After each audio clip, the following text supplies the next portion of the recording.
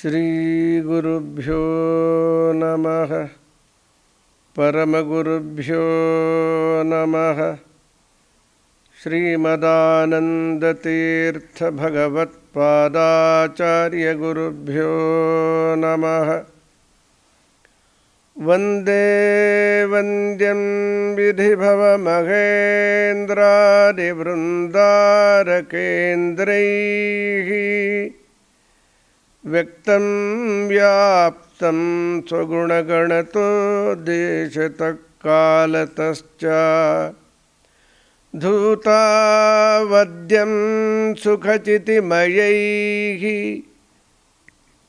मङ्गलैः युक्तमङ्गैः सानाथ्यन्नो विदधदधिकं ब्रह्मनारायणाख्यं भूषारत्नं भुवनवलयच्चाखिलाश्चर्यरत्नं लीलारत्नं जलधिदुहितुः देवतामौलिरत्नं चिन्तारत्नं जगति भजतां सत्सरोजद्दुरत्नं कौसल्याया लसतु मम हृन्मण्डले पुत्ररत्नं महाव्याकरणाम्बोधिमन्थमानसमन्दरं कवयन्तं रामकीर्त्या हनुमन्तमुपास्महे मुख्यप्राणाय भीमाय नमो यच्च भुजन्तरं नानावीरसुवर्णानां निकषाश्मायितं बभूव स्वान्तस्थानन्तशय्याय पूर्णज्ञानरसार्णसे उत्तुङ्गवाक्तरङ्गाय मध्वदुग्धाब्धये नमः। वाणिते करवाण्यम्बचरणौ हृदि सर्वदा मद्वाक्यसरणिर्भूयात् श्रीमदाचार्यभावगा यस्वानुभावमखिलश्रुतिसारमेकम् अध्यात्मदीपमतितितीर्षतां तमोन्धं संसारिणां करुणयाः पुराणगुह्यं तं व्याससूनुमुपयामि गुरुं मुनीनां वाल्मीकेः गौः पुनीयान्नः महीधरपराश्रय यद्दुग्धमुपजीवन्ति कवयस्तरणका इव अनवद्यात्मचारित्रं वादिखद्योतभास्करं विद्यामन्यगुरुं वन्दे विद्याविद्योतभास्वरम् तपस्वाध्यायशुश्रूष कृष्णपूजारतं मुनिं विश्वेशमिष्टदं वन्दे परिव्राट्चक्रवर्तिनम् आपादमौलिपर्यन्तं गुरूणामाकृतिं स्मरेत् तेन विघ्नाः प्रणश्यन्ति सिद्धन्ति च मनोरथाः। स्वस्तिस्तु सताम् अशेषसन्मङ्गलानि भवन्तु।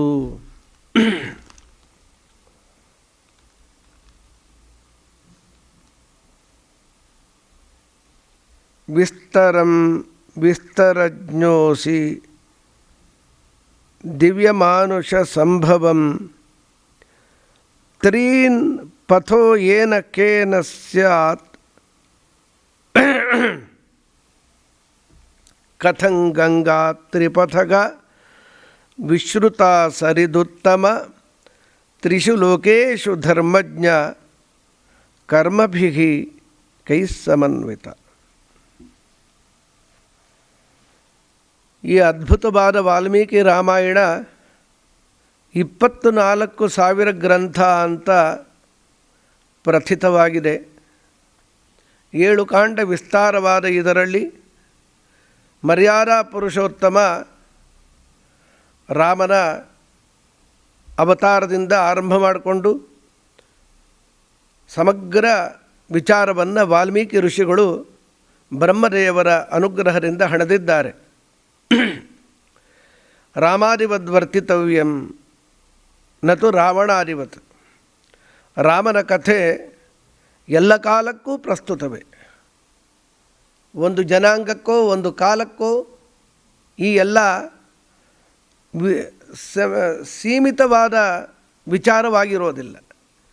ಸುಖದ ಅಭಿಲಾಷವುಳ್ಳವರು ಎಲ್ಲರೂ ಕೂಡ ರಾಮಾಯಣದ ವಾರ್ತೆಯನ್ನು ಕೇಳಲೇಬೇಕು. ತತ್ರಾಪಿ ಮರ್ಯಾದಾ ಪುರುಷೋತ್ತಮ ಅಂತ ಕರೆಯುವ ಉದ್ದೇಶ ರಾಮನಂತೆ ರಾಮನೇ ಇರಬೇಕು. ಸಾಮಾನ್ಯ ದೇವತೆಗಳು ಅದರಂತೆ ಇರಲಾರರು, ಬೇರೆ ಯಾರೂ ಆ ರೀತಿ ಬದುಕಲಿಕ್ಕೆ ಸಾಧ್ಯವಿಲ್ಲ. ನಿಜ, ಅಪೇಕ್ಷೆ ಆದರೂ ಇರಬಹುದಲ್ಲ. ಒಬ್ಬ ಅಣ್ಣನಾಗಿ, ಮಗನಾಗಿ, ಗಂಡನಾಗಿ ಒಂದು ರೀತಿಯಲ್ಲ ರಾಮಚಂದ್ರನದ್ದು. ಎಲ್ಲೂ ಕೇಳಿರಲು ಸಾಧ್ಯವಿಲ್ಲದ ಒಂದು ವಿಚಿತ್ರವಾದ ವಿಚಾರ ಎಂದರೆ, ಆದರ್ಶ ಅಣ್ಣನಾಗಿ, ಗಂಡನಾಗಿ, ಮಗನಾಗಿ ಎಲ್ಲ ರೀತಿಯಲ್ಲೂ ರಾಮನ ವರ್ತನೆ ಒಂದಾದರೆ, ಆದರ್ಶ ಶತ್ರುವಾಗಿ ರಾಮಚಂದ್ರ ಬಾಳಿಬಿಟ್ಟ. ಶತ್ರುವಿನಲ್ಲಿ ಆದರ್ಶ ನಾವು ಕೇಳ್ತೇವೆ. ಆದರ್ಶ ದಂಪತಿಗಳು ಏನೇನೋ ಇತ್ಯಾದಿಯಾಗಿ, ಆದರ್ಶ ಮಂತ್ರಿಗಳು ಅಪರೂಪ. ಆದರೆ ಆದರ್ಶ ಶತ್ರುತ್ವದಲ್ಲಿ ಆದರ್ಶ. ಏನು ಶತ್ರುತ್ವದಲ್ಲಿ ಆದರ್ಶ? ರಾವಣನ ಸಂಹಾರವಾದ ನಂತರದಲ್ಲಿ ಎಲ್ಲ ದೇವತೆಗಳಿಗೂ ಆನಂದವಾಗಿದೆ. ಸೀತೆಯನ್ನು ಕರೆದುಕೊಂಡು ಅಯೋಧ್ಯ ಕಡೆಗೆ ಬರಬೇಕು. ರಾವಣ ಸತ್ತು ಬಿದ್ದಿದ್ದಾನೆ, ಶವವಾಗಿದ್ದಾನೆ. ಅವನ ಉತ್ತರ ಸಂಸ್ಕಾರ ನಡೆಯಬೇಕಾಗಿದೆ. ವಿಭೀಷಣ ಸುಮ್ಮನೆ ಇದ್ದು ಬಿಟ್ಟಿದ್ದ.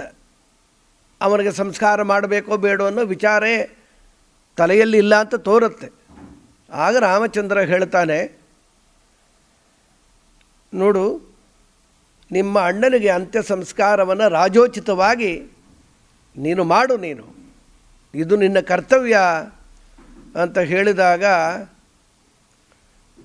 ವಿಭೀಷಣ ಅಂದ, ನಿನ್ನ ಹೆಂಡತಿಯನ್ನು ಅಪಹಾರ ಮಾಡಿದ ಲೋಕ ಕಂಟಕ ಅವನ ಹೆಸರಲ್ಲೇ ಇದೆ. ರಾವಯೇತಿ ಇತಿ ರಾವಣ, ಲೋಕವನ್ನೆಲ್ಲ ಅಳಿಸಿದವನು, ಅಳಿಸ್ಲಿಕ್ಕೇ ಅವನ ಅವತಾರ. ಅವನಿಗ ಉಚಿತವಾದ ರಾಜೋಚಿತವಾದ ಸಂಸ್ಕಾರ, ಅಂತ್ಯ ಸಂಸ್ಕಾರ ಮಾಡಬಹುದೇ? ಮರಣಾಂತಾನಿ ವೈರಾಣಿ. ವೈರ ಎಲ್ಲಿವರೆಗೂ? ಸಾಯೋ ತನಕ. ಯಾರಲ್ಲಿ ವೈರವಿರುತ್ತೋ ಅವನೇ ಸತ್ತ ಮೇಲೆ ವೈರವು ದ್ವೇಷವು ಸತ್ತು ಹೋಗಿಬಿಡಬೇಕು, ಬೇಕಾಗಿಲ್ಲ. ಇನ್ನು ಅವರಲ್ಲಿ ದೋಷ ಇರಲಿ, ಒಳ್ಳೆ ಪರಾಕ್ರಮಿ, ಪ್ರಚಂಡ ಪಂಡಿತ, ಅನೇಕ ಗುಣಗಳಿದೆಯಲ್ಲ, ರಾಜನಾಗಿ ಸಾರ್ವಭೌಮನಾಗಿ ಮೆರೆದನಲ್ಲ, ಅದಕ್ಕೆ ಅಂತ್ಯ ಸಂಸ್ಕಾರ ರಾಜೋಚಿತವಾಗಿ ನಡೆಯಲೇಬೇಕು, ನೀ ಮಾಡು ಅಂತ ಆದೇಶ ಮಾಡ್ತಾನೆ ರಾಮಚಂದ್ರ. ಎಲ್ಲನ್ನ ಕೇಳಲು ಸಾಧ್ಯವಿಲ್ಲ, ಇಂಥ ವಾರ್ತೆ ಕೇಳಲಿಕ್ಕೆ ಊಹೆ ಮಾಡಲಿಕ್ಕೂ ಸಾಧ್ಯವಿಲ್ಲ. ಇದು ಅಳಿಯ ರಾಮರಾಯ ಒಳ್ಳೆ ಪರಾಕ್ರಮಿ. ಅವನನ್ನು ಮೋಸ ಮಾಡಿ, ಕಾನ್ಸ್ಪಿರಸಿ ಅಂತಾರಲ್ಲ ಆಂಗ್ಲದಲ್ಲಿ, ಕೊಂದಾಕಿಬಿಟ್ಟ ಬಿಜಾಪುರ ಸುಲ್ತಾನ. ಮೋಸ ಮಾಡಿ ಅವನನ್ನು ಕೊಂದಿದ್ದು.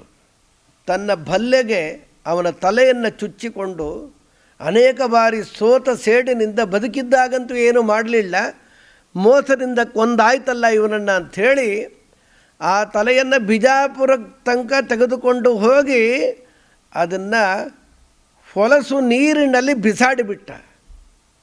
ಏನು ಆದರ್ಶ ನಾವು ನೋಡಬಹುದು ಇಲ್ಲಿ? ಎಂಥ ದೌರ್ಭಾಗ್ಯ ಅಲ್ಲವೇ? ಕೇಳಲಿಕ್ಕೆ ಜುಗುಪ್ಸೆ ಆಗತ್ತೆ. ಅದಕ್ಕೆ ರಾಮನ ಕಥೆ ಬೇಕು. ಎಲ್ಲೂ ದ್ವೇಷವಿಲ್ಲ, ಪ್ರಾಮಾಣಿಕತನಕ್ಕೆ ಎಣೆಯೇ ಇಲ್ಲ. ಅಂಥ ರಾಮನ ಕಥೆ ಪ್ರಸ್ತುತವಾಗಿದೆ ಈ ರಾಮಾಯಣದಲ್ಲಿ. ಅದಕ್ಕೆ ಅಷ್ಟು ಪ್ರೀತಿ. 60,000 ವರ್ಷ ಮಕ್ಕಳಿಲ್ಲದ ದಶರಥ ಮಹಾರಾಜ ಈ ಪುರುಷೋತ್ತಮನನ್ನು ಜ್ಯೇಷ್ಠ ಮಗನನ್ನಾಗಿ ಪಡೆದ ಮೇಲೆ ರಾಮನಲ್ಲೇ ವಿಶೇಷವಾಗಿ ಆಸಕ್ತಿ ಹೊಂದಿದ್ದ. ವಿಶೇಷತೋ ರಾಮ ಮುಖೇಂದು ಲಕ್ಷ್ಮಣ. ವಿಶೇಷವಾಗಿ ರಾಮಚಂದ್ರನ ಮುಖಕಮಲವನ್ನು ನೋಡೋದರಲ್ಲೇ ಆಸಕ್ತನಾಗಿ ಬಿಟ್ಟಿದ್ದ, ಏನೂ ಬೇಡವಾಗಿ ಬಿಟ್ಟಿತ್ತು. ವಿಶ್ವಾಮಿತ್ರರು ಬಂದು ಈ ರಾಮಚಂದ್ರನನ್ನು, ಲಕ್ಷ್ಮಣನನ್ನು ಕೇಳಿಲ್ಲ ಅವರು. 10 ದಿನದ ಯಾಗ, ಅದಕ್ಕೆ ನಿನ್ನ ಮಗುವಿನ ಅಪೇಕ್ಷೆ ಇದೆ, ಈ ಜ್ಯೇಷ್ಠ ರಾಮನನ್ನು ಕೊಟ್ಟು ಕಳಿಸು. 10 ದಿನ ಅಷ್ಟೆ. ರಾಮನನ್ನು ರಾಕ್ಷಸ ಮಾರೀಚಾದಿಗಳು ಇವರ ನಿರ್ನಾಮಕ್ಕೋಸ್ಕರ ಕರೆದುಕೊಂಡು ಹೋಗ್ತೇನೆ, ಕೇವಲ 10 ದಿನ ಅಂತ ಹೇಳಿದಾಗ ಈ ಮಾತು ಕೇಳಿದ ದಶರಥ ಮಹಾರಾಜ ಮೂರ್ಛೆ ಬಿದ್ದ. 15 ವರ್ಷ ರಾಮನನ್ನ ಒಂದು ಕ್ಷಣವೂ ಬಿಟ್ಟಿಲ್ಲ ಅಂತ ತೋರುತ್ತೆ. ಆಮೇಲೆ ಎದ್ದು ನಾನು ಬರ್ತೀನಿ ಅಂತ ಹೇಳ್ತಾನೆ. ವಿಶ್ವಾಮಿತ್ರರು ಕೋಪ ಮಾಡ್ತಾರೆ. ವಸಿಷ್ಠರು ಹೇಳಿದ ಮೇಲೆ ರಾಮಚಂದ್ರನನ್ನು ಕೊಟ್ಟು ಕಳಿಸ್ತಾನೆ ದಶರಥ ಮಹಾರಾಜ. ಆಗೊಂದು ಮಾತಿದೆ, ಅಹಂ ವೇದ್ಮಿ ಮಹಾತ್ಮಾನಂ ರಾಮಂ ಸತ್ಯಪರಾಕ್ರಮಂ ವಸಿಷ್ಠೋಪಿ ಮಹಾತೇಜಾಃ ಏಚಾನ್ಯೇ ತಪಸಿ ಸ್ಥಿತಾಃ. ಶ್ರೀರಾಮಚಂದ್ರನ ಮಹಿಮೆಯನ್ನು ನಾನು ಬಲ್ಲೆ, ವಸಿಷ್ಠರು ಬಲ್ಲರು. ಯಾರು ತಪಸ್ಸಿನಲ್ಲೇ ಮುಳುಗಿರ್ತಾರೋ ತಪಸ್ವಿಗಳು ಅವರು ಬಲ್ಲರು. ನೀನು ತಂದೆ ಅಷ್ಟೇ, ನಿನಗೇನು ಗೊತ್ತಾಗತ್ತಪ್ಪ. ಸತ್ಯಪರಾಕ್ರಮಂ ಅನ್ನೋ ಮಾತನ್ನೇ ಆಡ್ತಾರೆ. ಸತ್ಯ ಸಂಕಲ್ಪ, ಸತ್ಯಪರಾಕ್ರಮಿ. ಸತ್ಯ ಏನು ಹೇಳಿದ್ರೂ ಕಡಿಮೆ. ಪರಮಸತ್ಯ ಅವನು. ಸತ್ಯಂ ಜ್ಞಾನಂ ಅನಂತಂ ಬ್ರಹ್ಮ ಅವನು. ಉಪನಿಷತ್ತಲ್ಲಿ ಹೇಳಿದ ಒಂದು ಲಕ್ಷಣ ಸತ್ಯ ಎಂಬರಾಗಿ ಪರಮಾತ್ಮನಿಗೆ. ಕರೆದುಕೊಂಡು ಬಂದು ಸರಿಯೂ ನದಿ ದಾಟಿ ಸಂಜೆಯ ಆಹ್ನಿಕವನ್ನು ಮುಗಿಸಿ ವಿಶ್ರಾಂತಿ ಪಡೆದ ಮಕ್ಕಳು ಮಲಗಿದ್ದಾಗ ಬೆಳಗ್ಗೆ ಸೂರ್ಯೋದಯಕ್ಕೆ ಮೊದಲೇ ಎಬ್ಬಿಸಬೇಕಲ್ಲ. ವಿಶ್ವಾಮಿತ್ರರು ಶ್ರೀರಾಮಚಂದ್ರನ ದಿವ್ಯ ಮುಖಚಂದ್ರ ಸೌಂದರ್ಯವನ್ನು ಆಸ್ವಾದಿಸ್ತಾ ಅಂತಾರೆ, ನ್ಯಾಯ. ದಶರಥ ಮಹಾರಾಜ ಯಾಕೆ ಕೊಟ್ಟು ಕಳುಹಿಸಲಿಲ್ಲ ಈತನನ್ನು? ಅವರ ಮಾತಿನಲ್ಲೇ ಇದು ಧ್ವನಿತವಾಗಿ ಬಿಟ್ಟಿದೆ. ಕೌಸಲ್ಯಾ ಸುಪ್ರಜಾ ರಾಮ ಪೂರ್ವಾ ಸಂಧ್ಯಾ ಪ್ರವರ್ತತೆ ಉತ್ತಿಷ್ಠ ನರಶಾರ್ದೂಲಾ ಕರ್ತವ್ಯಂ ದೈವಮಾನ್ಹಿಕಂ. ಕೌಸಲ್ಯ ಸುಪ್ರಜಾ ರಾಮ, ಒಂದೇ ಒಂದು ದಿನ ನೀನು ಮಲಗಿದ ಭಂಗಿಯಲ್ಲಿ ಕಂಡರೆ ಹಾಗೇ ನೋಡ್ತಾ ಇರಬೇಕು ಅಂತಂತೆ ನಿನ್ನನ್ನು. 15 ವರ್ಷ ನಿನ್ನ ತಂದೆ ತಾಯಿಗಳು ನಿನ್ನನ್ನು ಅವ್ಯಾಹತವಾಗಿ ಈ ಮಲಗಿದ ಎದ್ದಾಗ ನಿನ್ನ ದರ್ಶನ ಮಾಡ್ತಾನೇ ಇದ್ದಾರಲ್ಲ, ಅವರು ಎಷ್ಟು ಧನ್ಯರಪ್ಪ. ಕೌಸಲ್ಯ ಸುಪ್ರಜಾ ರಾಮ ಪೂರ್ವ ಸಂಧ್ಯಾ ಪ್ರವರ್ತತೆ. ಸಂಧ್ಯೆಗೋಸ್ಕರ ಅದಿಲ್ಲ ಅಂದರೆ ನಿನ್ನ ಎಬ್ಬಿಸ್ತಾ ಇರಲಿಲ್ಲ. ಉತ್ತಿಷ್ಠ ನರಶಾರ್ದೂಲ ಕರ್ತವ್ಯಂ ದೈವ ಮಾನ್ಹಿಕಂ. ಅಗತ್ಯ ಕರ್ತವ್ಯ ಇದೆ, ಅದಕ್ಕೆ ಎಬ್ಬಿಸ್ತಾ ಇದ್ದೀನಿ, ಏಳು ಮಗು ಅಂತ ಎಬ್ಬಿಸ್ತಾ ಅಲ್ಲಿ ಸೂಚನೆ ಮಾಡಿಬಿಟ್ಟಿದ್ದಾರಲ್ಲಿ. ಆ ಕೋಪ ಎಲ್ಲ ಆಗಲೇ ಶಾಂತವಾಗಿತ್ತು. ಈಗ ಮಲಗಿದ ರಾಮನನ್ನು ಕಂಡಾಗ ಈ ಮಾತನ್ನು ಆಡಿ ಅವರನ್ನು ಕರೆದುಕೊಂಡು ಬರುತ್ತಾ ಬಲ ಅತಿಬಲ ಇತ್ಯಾದಿಯಾಗಿ ಏನೇನು ವಿದ್ಯೆಗಳನ್ನು ಕೊಡಬೇಕು ಎಲ್ಲ ರಾಮ ಲಕ್ಷ್ಮಣರಿಗೆ ಧಾರೆ ಎರೆದು ದಾರಿ ಉದ್ದಕ್ಕೂ ಬೇಸರವಾಗಬಾರದು ಅಂತಲೋ ಏನೋ ಅನೇಕ ಕಥೆಗಳನ್ನು ಉಪಾಖ್ಯಾನಗಳನ್ನು ತಿಳಿಸ್ತಾ ಬರ್ತಾ ಇದ್ದಾರಲ್ಲಿ. ಇದಕ್ಕೆ ಉಮಾ ಮಾಹಾತ್ಮ್ಯ ಅಂತ ಕರೆದಿದ್ದಾರೆ ಈ ಅಧ್ಯಾಯಕ್ಕೆ. ಈ ಕಥೆಯನ್ನು ವಿಸ್ತಾರವಾಗಿ ಹೇಳ್ರಿ ಅಂತ ಇದ್ದಾರೆ. ಗಂಗೆ ಉಮಾದೇವಿಯ ಅಕ್ಕ ಅಂತಾರೆ ಇಲ್ಲಿ. ಹಿಮವತ್ ಪರ್ವತದ ದೊಡ್ಡ ಮಗಳು, ಚಿಕ್ಕವಳು ಇವಳು. ಈ ಗಂಗೆಯನ್ನು ತ್ರಿಪಥಗ, ಗಂಗಾ ಇತ್ಯಾದಿಯಾಗಿ ಕರೀತಾರಲ್ಲ. ಸರಿದುತ್ತಮ ತ್ರಿಷು ಲೋಕೇಶು ಧರ್ಮಜ್ಞ. 3 ಲೋಕದಲ್ಲಿ ಗಂಗಾ ನದಿಗೆ ಸಾಟಿಯಾದ ಮತ್ತೊಂದು ನದಿ ಇಲ್ಲವೇ ಇಲ್ಲ, ಯಾರಿಗೂ ಗೊತ್ತಿಲ್ಲ. ವಸುಧಾರ ಅಂತ ಬದರಿಕಾಶ್ರಮದ ಮೇಲೆ ಕೆಲವು ದೂರ ಹೋದಾಗ, ಎಷ್ಟೋ ದೂರ ಕ್ರಮಿಸಿದಾಗ ಧರೆಗೆ ಬೀಳೋದು ಗೊತ್ತಾಗತ್ತೆ, ಪೂರ್ಣವಾಗಿ ಅದು ಅರ್ಥವಾಗೋದಿಲ್ಲ. ದೈವೀರು ಪ್ರಪಂಚದಲ್ಲಿ ಯಾವುದಾದರೂ ಒಂದು ನೀರಿದ್ದರೆ ನಾರದ ನೀರು, ಕಂಟ್ಯಾಮಿನೇಟೇ ಆಗದಿರುವ ಒಂದು ನೀರಂದರೆ ಗಂಗೆ. 1000 ವರ್ಷ ಇಡ್ರಿ ಅದು ಕೆಡೋದಿಲ್ಲ. ದೇವರ ಪಾರ ಸೋಕಿದ್ದಕ್ಕೆ ಇಷ್ಟು ಮಹತ್ವ ಇದಕ್ಕೆ. ಈ ಗಂಗೆ ಮಹಿಮೆಯನ್ನು ಎಷ್ಟಷ್ಟು ಹೇಳಿದ್ರೂ ಕಡಿಮೆ, ಅಪಾರವಾಗಿದೆ. ಅವಳಿಗೆ ತ್ರಿಪಥಗ ಅಂತ ಕರೀತಾರೆ. ತ್ರಿಷು ಲೋಕೇಶು ವಿಶ್ರುತ, ಸರಿದುತ್ತಮ, ಸರಿಶ್ರೇಷ್ಠಳಿವಳು, ನದಿಯಲ್ಲಿ ಅತಿ ಶ್ರೇಷ್ಠತಮಳು. ಯಾಕೆ ತ್ರಿಪಥಗ ಅಂತ ಕರೀತಾರೆ? ಮತ್ತು ಉಮಾದೇವಿ ಚಿಕ್ಕವಳಲ್ಲ, ಮಹರುದ್ರದೇವರನ್ನು ಮದುವೆ ಆಗಿದ್ದಾಳೆ. ಕಾರ್ತಿಕೇಯನ ಅಥವಾ ಷಡಾನನ, ಸ್ಕಂದ, ಹೀಗೆಲ್ಲ ಹೆಸರು ಆ ಮಹಾನುಭಾವರಿಗೆ. ಅವರ ತಾಯಿ ಅಷ್ಟೇ. ಇದನ್ನೆಲ್ಲ ಹೇಳಿ ನೀವು ವಿಸ್ತಾರವಾಗಿ ಹೇಳ್ರಿ, ಅರಿತವರು ನೀವು. ಇಷ್ಟು ಹೇಳಿದ ಕೂಡಲೇ ಮಹರುದ್ರದೇವರು ಮದುವೆ ಆಗಿದ್ದಾರೆ. ಶಿತಿಕಂಠ ಕೃತೋದ್ವಾಹ ಮಹಾತಪಾಹ, ಮಹಾತಪಸ್ವಿಗಳು ಮಹರುದ್ರದೇವರು. ತಪೋಭಂಗಿಯಲ್ಲೇ ಅವರ ಚಿತ್ರವನ್ನು ನಾವು ನೋಡೋದಿದೆ. ಮಹರುದ್ರದೇವರ ಚಿತ್ರ ಅಂದರೆ ತಪೋಭಂಗಿಯಲ್ಲಿರುತ್ತೆ ಪ್ರಾಯಿಕವಾಗಿ.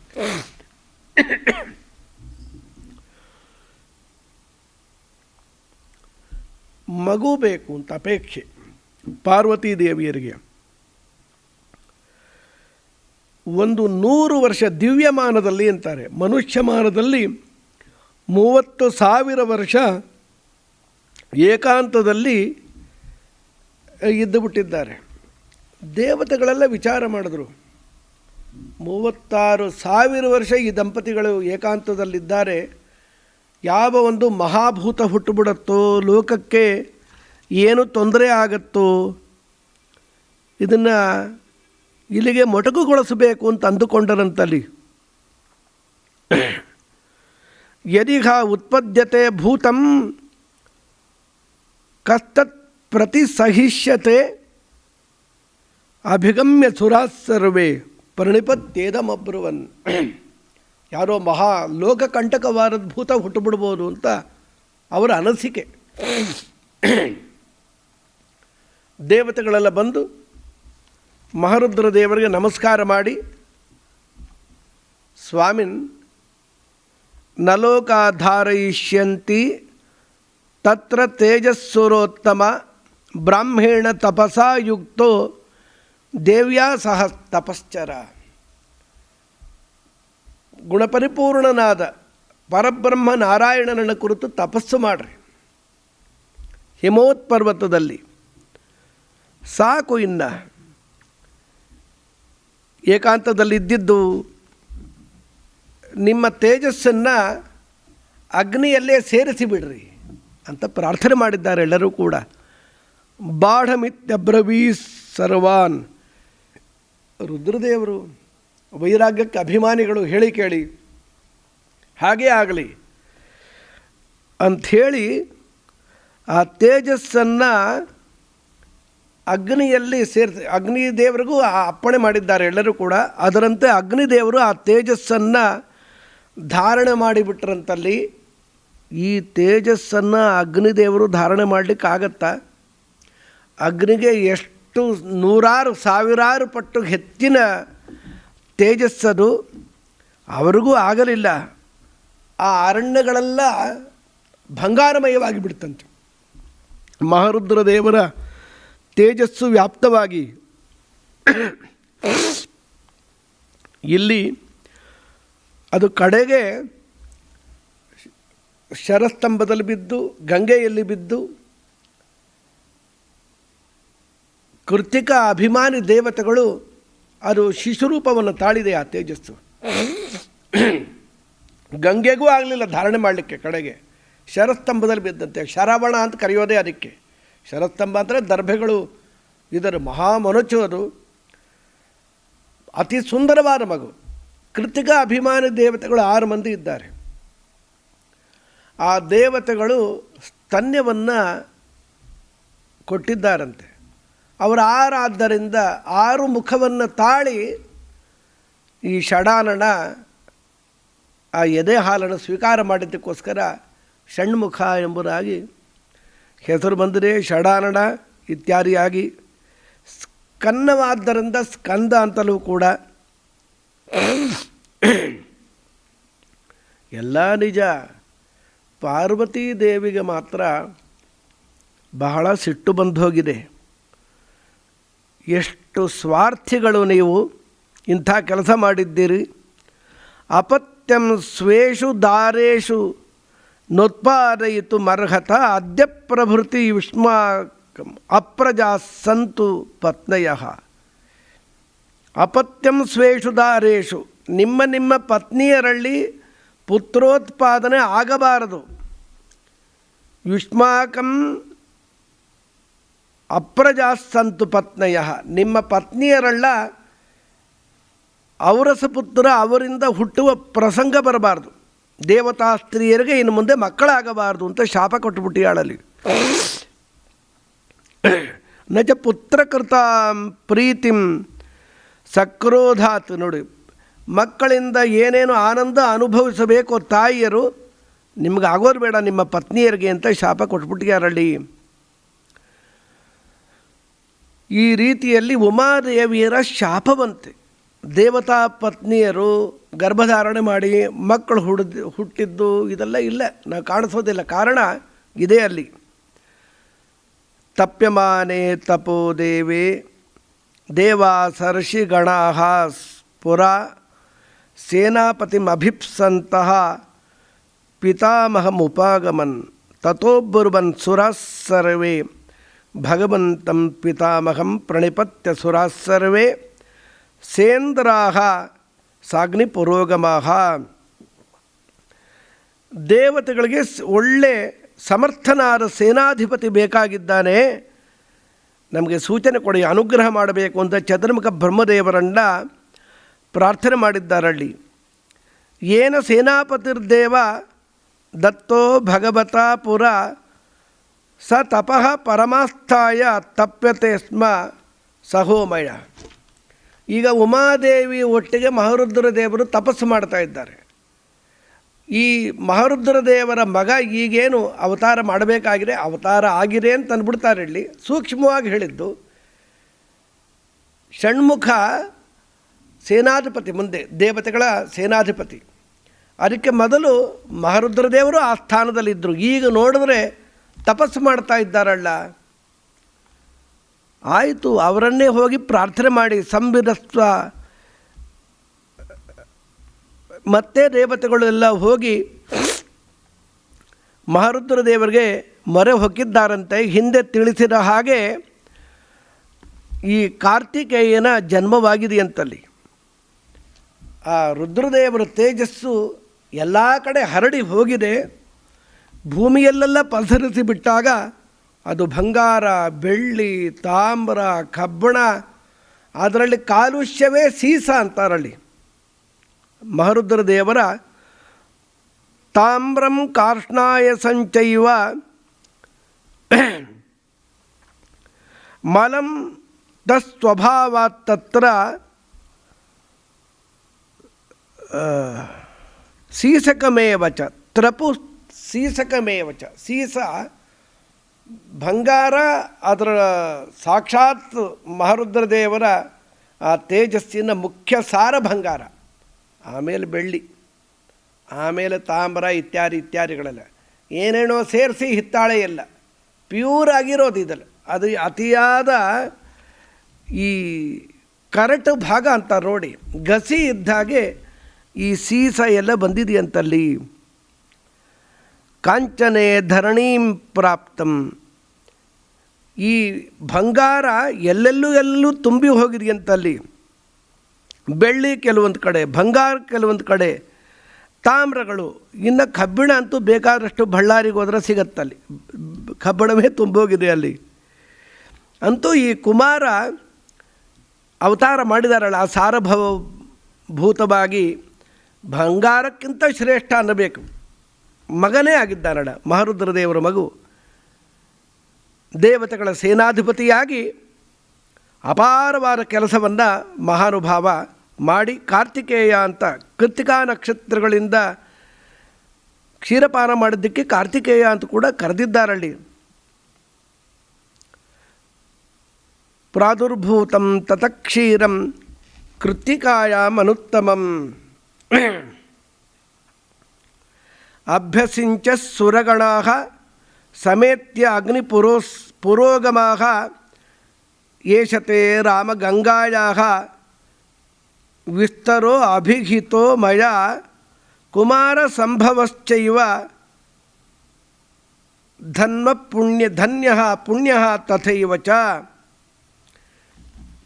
ಈ ಕುಮಾರ ಸಂಭವ ಆಯ್ತಪ್ಪ, ಮತ್ತು ಅತಿ ಪುಣ್ಯವಾದ ವಾರ್ತೆ ಇದು.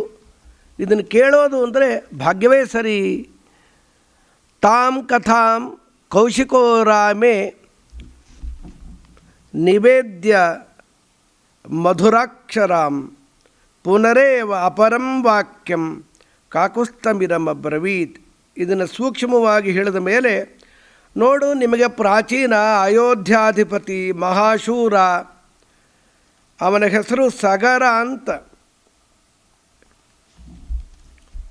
ಗರ ಅಂದರೆ ವಿಷ, ವಿಷದ ಸಮೇತವಾಗೇ ಇದ್ದ.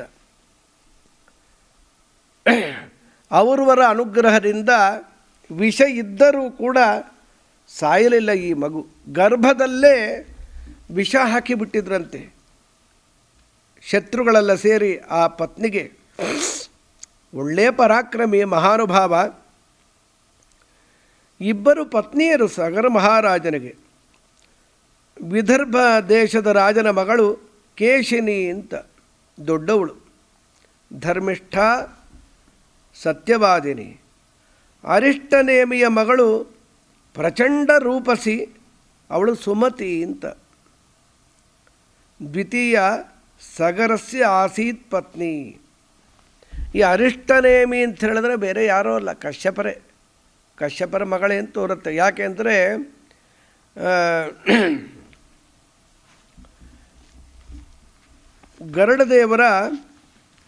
ಗರುಡದೇವರು ಸೋದರ ಮಾವ ಅಂತ ಇದ್ದಾರೆ. ಸ್ವಾರಸ್ಯ.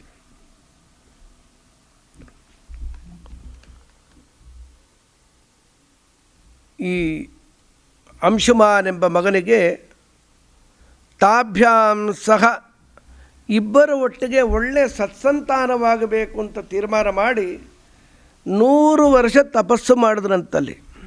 100 ವರ್ಷ, ಒಂದಲ್ಲ ಎರಡಲ್ಲ. ಯಾರನ್ನೂ ಕುರಿತು ತಪಸ್ಸು ಮಾಡ್ದ ಅಂತ ಹೇಳಲಿಲ್ಲ, 100 ವರ್ಷ ತಪಸ್ಸು ಮಾಡಿದ್ರು. ಆ ಫಲಿತವನ್ನು ಕೇಳಿ ತಿಳ್ಕೋಬೇಕು. ಭೃಗು ಋಷಿಗಳು ಪ್ರತ್ಯಕ್ಷರಾದರಂತೆ. ಅಥ ವರ್ಷ ಶತೇ ಪೂರ್ಣೆ ತಪಸ ಆರಾಧಿತೋ ಮುನಿ ಸಗರಾಯ ವರಂ ಪ್ರಾದಾತ್ ಭೃಗು ಸತ್ಯವತಾಂಬರ. ಭೃಗು ಋಷಿಗಳು ಬಂದು ವರ ಕೊಟ್ಟರು ಅಂತಾರೆ. ಏನು ಆಶ್ಚರ್ಯ ನೋಡಿ. ನೋಡು, ಒಳ್ಳೆಯ ತೇಜಸ್ವಿಯಾದ ಕುಲವರ್ಧಕನಾದ ಒಂದು ಮಗ ಯಾರನ್ನೋ ಆರಿಸ್ಕೊಡಿ. ಇನ್ನೂ ಪರಾಕ್ರಮಿಗಳೇ, ಹೆಚ್ಚು ಆಯುಷ್ಯ ಇರೋದಿಲ್ಲ, ಆದರೆ 60,000 ಮಕ್ಕಳು ಹುಡ್ತಾರೆ. ನಿಮಗೆ ಬಿಟ್ಟು ಛಾಯಸ್ ನಿಮಗೆ ಅಂತಾರಲ್ಲ. ಕೇಶಿನಿ, ನೀ ಯಾವುದನ್ನು ಮೊದಲು ಆರಿಸ್ಕೋ, ಅಥವಾ ಸುಮತಿ ನಿನಗೇನು ಬೇಕೋ ನೀನು ಆರಿಸ್ಕೋ ಅಂತ ಹೇಳಿದಾಗ, ಅಪತ್ಯಲಾಭ ಸುಮಹಾನ್, ಮಗುವೇ ಇಲ್ಲದಿಲ್ಲ, 106 ವರ್ಷ ತಪಸ್ಸು ಮಾಡಿ ಮಗನ ಪಡಿಬೇಕು ಅಂತ ಹೊರಟಾಗ ಯಾವುದೋ ಮಗು ಆದರೆ ಹೇಗೆ, ಒಳ್ಳೆಯ ಸರಿಯಾದ ಮಗುವೇ ಆಗಲಿ ಅಂಥೇಳಿ ಕೇಶಿನಿ ಅಂತಾಳೆ, ನಂಗೆ ಒಂದು ಮಗು ಸಾಕು. ಕೀರ್ತಿಂ ಚ ಅಪ್ರತಿಮಾಂ ಲೋಕೆ ಪ್ರಾಪ್ಸತೆ ಪುರುಷರ್ಷಭ ಏಕಾ ಜನಯಿತಾ ತಾತ. ಇದರ ಭೃಗು ಋಷಿಗಳ ಮಾತೆ. ಏಕಕಸ್ಯ ಸುತೋ ಬ್ರಹ್ಮನ್ ಕಾ ಬ್ರಹ್ಮನ್ ಜನಯಿಷ್ಯತಿ ಶ್ರೋತುಮಿಚ್ಛಾಮಹೇ ಸಮ್ಯಕ್ ಸತ್ಯಮಸ್ತು ವಚಸ್ತವ.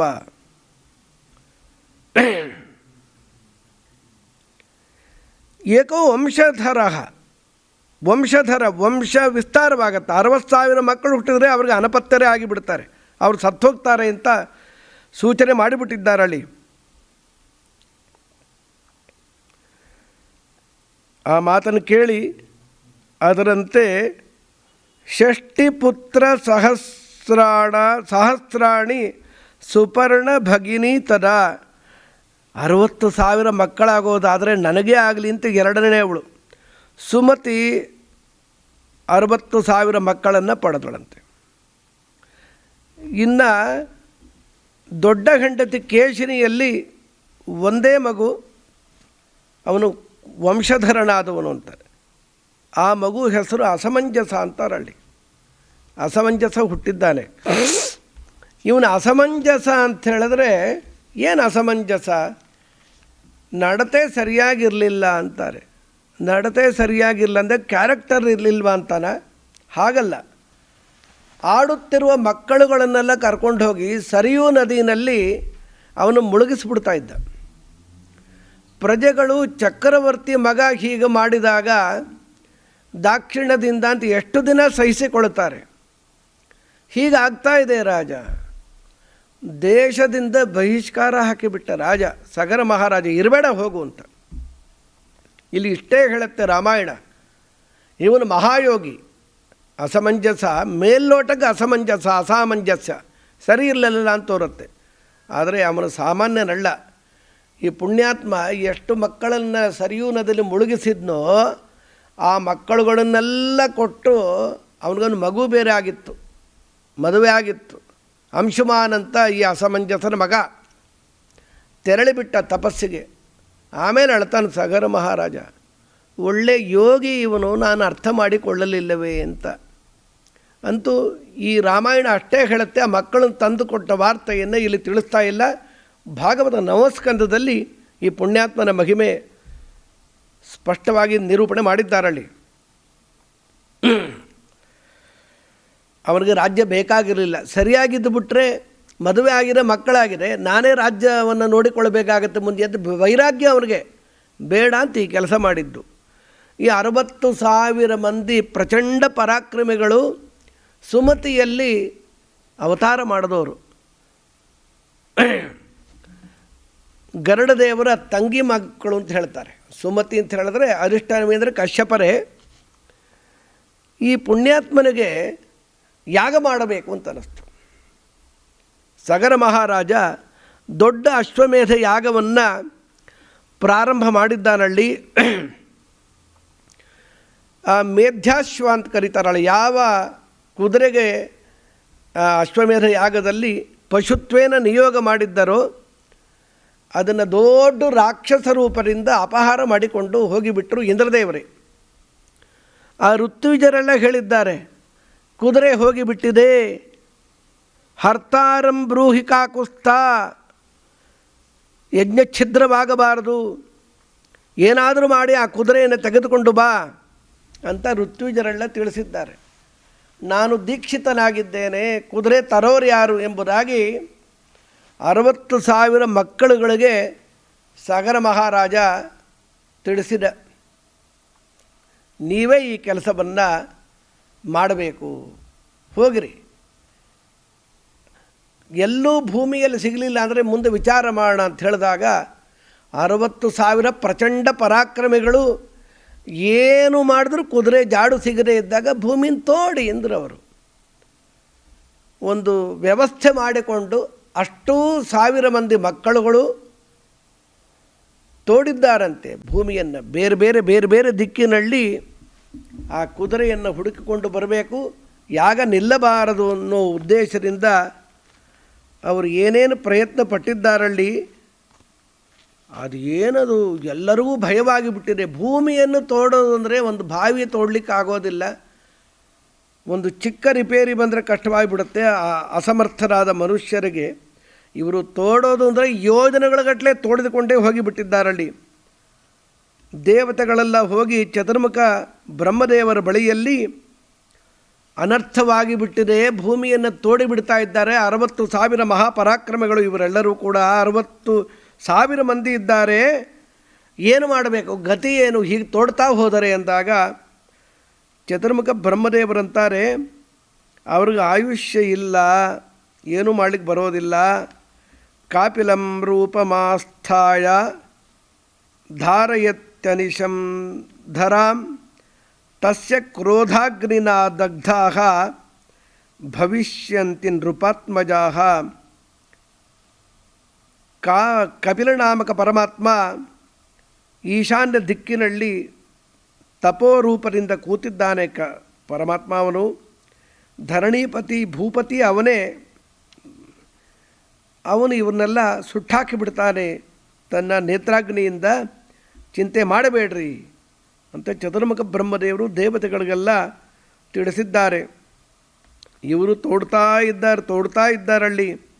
ಸರ್ವೇ ಪಿತರಂ ವಾಕ್ಯಮಬ್ರುವನ್ ಪರಿಕ್ರಾಂತ ಮಹೀ ಸರ್ವ ಸತ್ವವಂತಶ್ಚ ಸೂದಿತಃ.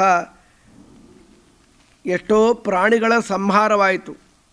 ಏನೇನಾದರೂ ಕೂಡ ಜಾಡು ಸಿಗ್ತಾ ಮತ್ತೆ ತೋಡಿ ಎಂದಾಗ ಇವರು ತೋಡಿಕೊಂಡು ಬರ್ತಾ ಇದ್ದಾರಲ್ಲಿ. 1000 ಮಂದಿ ಮಕ್ಕಳು ಪ್ರಚಂಡ ಪರಾಕ್ರಮಿಗಳು, ಅವ್ರಿಗೆ ತಡೆ ಇಲ್ಲ ಅವ್ರಿಗೆ. ಖನ್ಯಮಾನೆ ತತಸ್ತಸ್ಮಿನ್ ದದೃಶು ಪರ್ವತೋಪಮಂ. ಪೂರ್ವ ದಿಕ್ಕಿನಲ್ಲಿ ಬಂದಾಗ, ಪೂರ್ವ ದಿಕ್ಕಿನಲ್ಲಿ ತೋಡಿದಾಗ ದಿಶಾಗಜಂ ವಿರೂಪಾಕ್ಷಂ ಧಾರಯಂತಂ ಮಹೀತಲಂ. ದಿಗ್ಗಜ ಇದೆ, ಅದರ ಹೆಸರು ವಿರೂಪಾಕ್ಷ ಅಂತ. ತಲೆ ಮೇಲೆ ಭೂಮಿಯನ್ನು, ಈ ಗಜವು ಒಂದು 8 ದಿಗ್ಗಜಗಳು ಅಂತಿದೆ, ಇದು ಒಂದು ಗಜ ಧಾರಣೆ ಮಾಡಿದ್ದರಲ್ಲಿ. ಅದಕ್ಕೆ ಒಂದು ಪ್ರದಕ್ಷಿಣೆ ಬಂದಿದ್ದಾರಲ್ಲಿ. ಇಲ್ಲೊಂದು ಮಾತು ತಿಳಿಸ್ತಾರೆ. ಪರ್ವಕಾಲದಲ್ಲಿ ವಿಶ್ರಾಂತಿಗೋಸ್ಕರ ತಲೆಯನ್ನು ಹೀಗೆ ಆಚೆ ಈಚೆ ಅನ್ನತ್ತಂತೆ. ಆಗ ಲೋಕವೆಲ್ಲ ಕ್ಷೋಭೆಗೊಂಡು ಭೂಕಂಪಾದಿಗಳೆಲ್ಲ ಆಗತ್ತೆ ಅಂತ ರಾಮಾಯಣದಲ್ಲಿ ತಿಳಿಸ್ತಾ ಇದ್ದಾರಲ್ಲಿ. ತಂತೆ ಪ್ರದಕ್ಷಿಣಂ ಕೃತ್ವ ದಿಶಾಪಾಲಂ ಮಹಾಗಜಂ ಮಾನಯಂತೋ ಹಿ ತೇ ರಾಮ ಜಗ್ಮುರ್ಭಿತ್ವಾ ರಸಾತಲಂ. ಪೂರ್ವ ದಿಕ್ಕನ್ನು ಬಿಟ್ಟು ದಕ್ಷಿಣ ದಿಕ್ಕಿಗೆ ಬಂದಿದ್ದಾರೆ, ಅಲ್ಲಿ ತೋಡ್ತಾ ಹೋಗಿದ್ದಾರಲ್ಲಿ. ಅಲ್ಲೊಂದು ಮಹಾಗಜ, ಅದರ ಹೆಸರು ಮಹಾಪದ್ಮ ಅಂತ.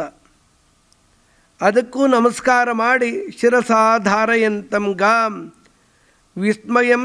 ಅದು ನಾವು ನೋಡುವ ಆನೆ ಅಲ್ಲ, ಅದು ದೊಡ್ಡ ಪರ್ವತ ಪ್ರಾಯವಾಗಿತ್ತಂತೆ, ದೊಡ್ಡ ಪರ್ವತದಂತೆ ಕಂಡಿದೆ.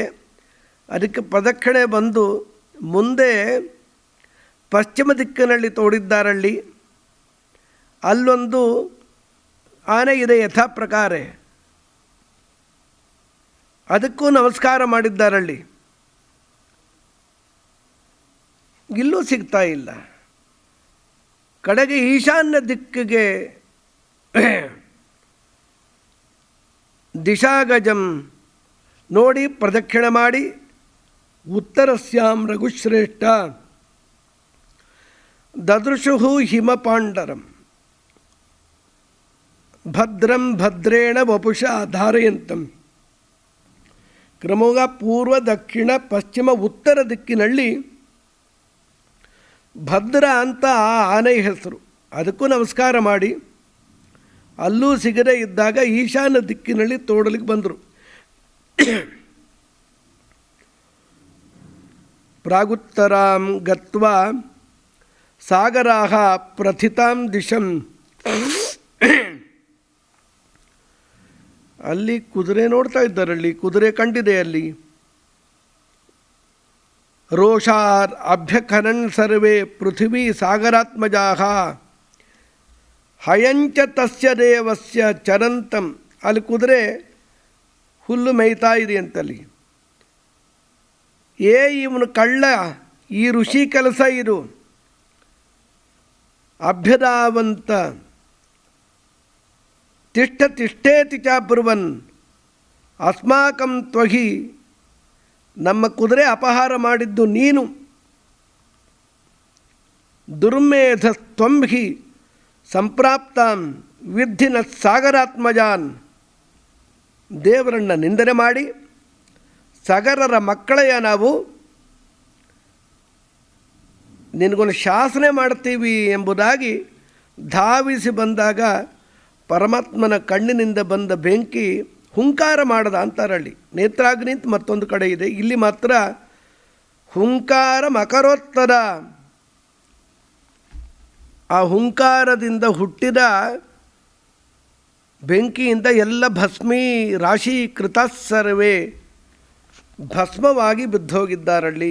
60,000 ಮಂದಿ ಸುಟ್ಟು ಬೂದಿ ಆಗ್ಬಿಟ್ರು. ಒಳ್ಳೆ ಪರಾಕ್ರಮಿಗಳೇ. ಪ್ರಾರಬ್ಧ ಹೇಗಿರುತ್ತೆ? ಕಂಡ ಆನೆಗಳಿಗೆಲ್ಲ ನಮಸ್ಕಾರಗಳು ಮಾಡಿ ಪ್ರದಕ್ಷಿಣೆ ಬಂದು ದೇವದೇವೋತ್ತಮ ಅಂತ ಎದುರು ಕಂಡಾಗ ಅವನ ಹತ್ತಿರ ಕುದುರೆ ಇದ್ದರೆ ಕುದುರೆಯನ್ನು ನೀನೇ ಅಪಹಾರ ಮಾಡಿದ್ದಿ ಅಂತ ಎರಗಿ ಬಂದಿದ್ದಾರೆ ಅಂದರೆ ಪ್ರಾರಬ್ಧ ಆಗಿ ಮಾಡಿಸ್ಬಿಡತ್ತೆ. ಅವರೇನು ಅಯೋಗ್ಯರಲ್ಲ, ರಾಕ್ಷಸರಲ್ಲ, ತಮೋಯೋಗ್ಯರಲ್ಲ. ಹೀಗ್ಯಾಕೆ ನಡೀತು? ಪ್ರಾರಬ್ಧ ಅಂತ ಉತ್ತರ. ನಮ್ಮ ಭಾಗ್ಯ. ಅವರು ತಪ್ಪು ಮಾಡಿದ್ದಕ್ಕೆ ಸ್ವರ್ಗದಲ್ಲಿರುವ ಗಂಗೆ ಸ್ವರ್ಗಂಗೆ ಭೂಮಿಗೆ ಬರುತ್ತೆ ನೋಡಿ. ಕೆಲವೊಮ್ಮೆ ಇಂಥದ್ದೆಲ್ಲ ಇತಿಹಾಸದಲ್ಲಿ ನಡೆದೋಗತ್ತೆ. ಅದು ಅದೃಷ್ಟವಿದ್ದರೆ ಅದನ್ನು ಸಮನ್ವಯ ಮಾಡಿಕೊಂಡು ಸಂತೋಷ ಪಡಬಹುದಷ್ಟೇ. ವಾಯುದೇವರು ಶೇಷದೇವರು ವಿವಾದ ಮಾಡಿ ಕಡೆಗೆ ವಾಯುದೇವರ ಜೀವೋತ್ತಮತ್ವವನ್ನು ಶೇಷದೇವರು ಒಪ್ಕೊಂಡ್ರು. ಶೇಷೋ ಗತ ಮದಃ ಪಶ್ಚಾತ್ ತುಷ್ಟಾವ ಮರುತಾಂ ಪತಿಂ ಎಂಬುದಾಗಿ ಭವಿಷ್ಯೋತ್ತರ ಪುರಾಣದಲ್ಲಿ ನಾವು ಕೇಳ್ತೀವಿ. ಮದ ಹೋಗಿ ವಾಯುದೇವರನ್ನು ಸ್ತೋತ್ರ ಮಾಡುತ್ತಾರೆ. ಎಲ್ಲ ಆದ ಮೇಲೆ ಆ ಪರ್ವತಕ್ಕೆ ಹೆಸರಿಟ್ಟಿದ್ದು ಶೇಷಾಚಲ ಅಂತ ದ್ವಾಪರ ಯುಗದಲ್ಲಿ. ಶೇಷದೇವರು ತಪ್ಪೇ ಮಾಡಿದ್ರು. ತಪ್ಪು ಮಾಡಿದ್ರು ಫಲಶ್ರುತಿ ಒಳ್ಳೆಯದು. ದೇವತೆಗಳಾಗಲಿ ಮುಕ್ತಿಯೋಗ್ಯರಾಗಲಿ ಯಾವುದೇ ಸಜ್ಜನರು ಕೆಲವೊಮ್ಮೆ ತಪ್ಪು ಮಾಡೋದಿದೆ. ಅದು ಪರಿಣಾಮ ಮಾತ್ರ ಇಡೀ ಜಗತ್ತಿಗೆ ಅನುಕೂಲವಾಗತ್ತೆ. ಅದು ಸಾಕ್ಷಿ. ಇವತ್ತು 60,000 ಮಂದಿ ಸಾಗರರು, ಸಾಗರ ಪುತ್ರರು ಕಪಿಲನಾಮಕ ಪರಮಾತ್ಮರನ್ನ ಅವಹೇಳನ ಮಾಡಿ ಹೋಗಿ ಅವನಿಂದ ಸತ್ತೋದ್ರು, ಬೂದಿಯಾಗಿಬಿಟ್ರು. ತಪ್ಪು ಮಾಡಿ ಸತ್ತರೂ ಕೂಡ ಅವರಿಗೆ ನರಕಾದ್ಯನರ್ಥ ಆಗಲಿಲ್ಲ. ಅವರ ಉದ್ಧಾರಕ್ಕೋಸ್ಕರ ಪ್ರಥಮವಾಗಿ ಗಂಗೆ ಭೂಮಿಗೆ ಇಳಿದು ಬಂದಳು ಅಂತ ಹೇಳಿದ್ರೆ ಭಗೀರಥ ಪ್ರಯತ್ನದಿಂದ ಅವನ್ನ ಅಯೋಗ್ಯರು ಅಂತ ನಾವು ತೀರ್ಮಾನ ಮಾಡಿಕ್ಕೆ ಬರುತ್ತಾ? ಇಲ್ಲ. ತಪ್ಪು ಮಾಡದೇ ಇದ್ದವರು ಪರಶುಕ್ಲ ತ್ರಯದಲ್ಲಿ ಸೇರಿದವರು ಮಾತ್ರ. ಆನಂತರದಲ್ಲಿ ಪ್ರಾಯಿಕವಾಗಿ ತಪ್ಪು ನಡೀತಾನೇ ಇರುತ್ತೆ. ಚೂರು ಚೂರು ಮಾಡ್ತಾರೆ ದೇವತೆಗಳೆಲ್ಲ. ನಾವು ಪ್ರಾತಃಪ್ರಭೃತಿ ಸಹಾಯ ಅಂತಂ. ತಪ್ಪು ಮಾಡಲಿಕ್ಕೆ ನಮ್ಮ ಅವತಾರ. ಅಟ್ಲೀಸ್ಟ್ ನಾವು ತಪ್ಪು ಮಾಡ್ತೀವಿ ಅನ್ನೋ ಅರಿವಾದರೂ ಇದ್ದರೆ ದೇವರು ಅನುಗ್ರಹ ಮಾಡ್ತಾನೆ ಎನ್ನುವುದ್ರಲ್ಲಿ ತಾತ್ಪರ್ಯ. ಇದೆಲ್ಲ ಸಗರ ಮಹಾರಾಜ ನೋಡಿದ. 60,000 ಮಕ್ಕಳು ಕಾಣಿಸ್ತಾ ಇಲ್ಲ, ಕುದುರೆನೂ ಇಲ್ಲ, ಯಾಗ ಹೀಗೆ ನಿಂತೋಗಿದೆ. ಅಂಶುಮಾನ್ ಮೊಮ್ಮಗ ಇದ್ದನಲ್ಲ, ಅವನನ್ನು ಕರೆದು, ಕಂದ ಹೋಗಿ ಬಾರಪ್ಪ, ವೀರ್ಯವಂತಿ ಮಹಾಂತಿ ಚ ತೇಷಾಂ ತ್ವಂ ಎಲ್ಲಿದ್ದಾರೋ ಏನಾಗಿದ್ದಾರೋ ನಿನ್ನ ಪಿತೃವ್ಯರುಗಳು ನೋಡಿಕೊಂಡು ಬಾ ಅಂತ ಹೇಳಿದಾಗ ಸತಂ ಪ್ರದಕ್ಷಿಣಂ ಕೃತ್ವ ದೃಷ್ಟ್ವಾ ಚೈವ